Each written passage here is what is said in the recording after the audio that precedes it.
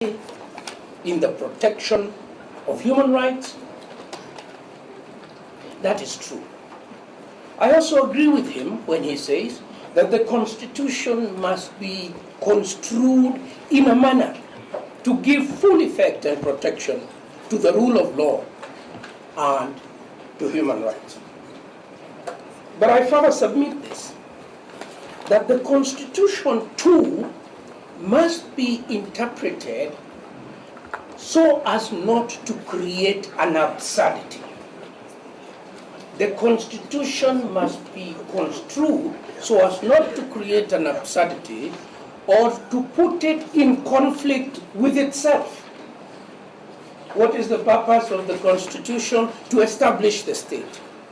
What is its further purpose? To provide for democratic government and to protect the rule of law and to protect human rights. These are not in contradistinction. These are not at war with each other. A stable government, a sovereign people, and human rights are not in conflict with each other. They are in harmony.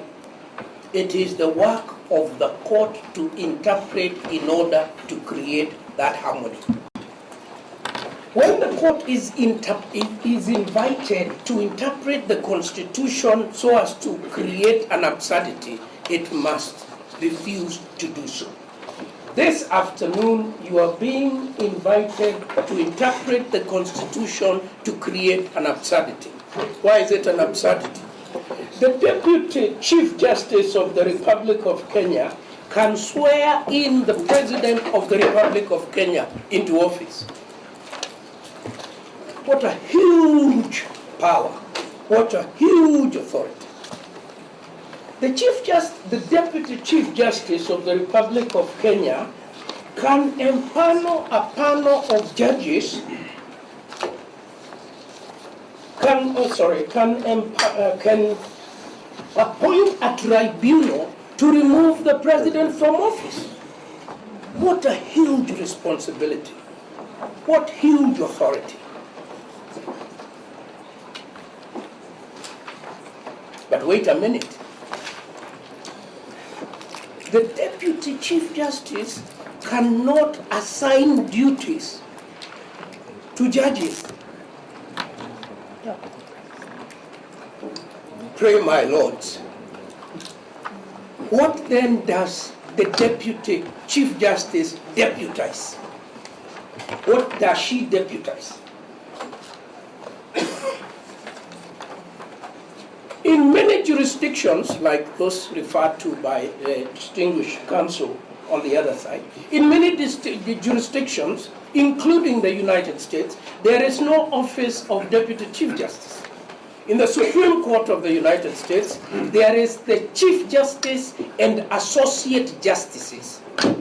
In Kenya, the drafters of our Constitution, and if I may say so myself with a bit of humility, I was one of the draftsmen. Knowing that in other countries there was no office of Deputy Chief Justice, decided in Kenya there shall be an office of Chief Justice to deputize the Chief Justice. In doing what? I'll be very brief. That is to be found in the Constitution itself and in the statute. And I think I will leave my learned friend, Mr. Ngobo, to deal with that.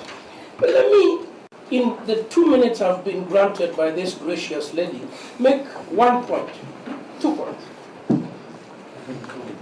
Beneficiaries of ex parte orders stand before this court and say only they are entitled to ex parte orders.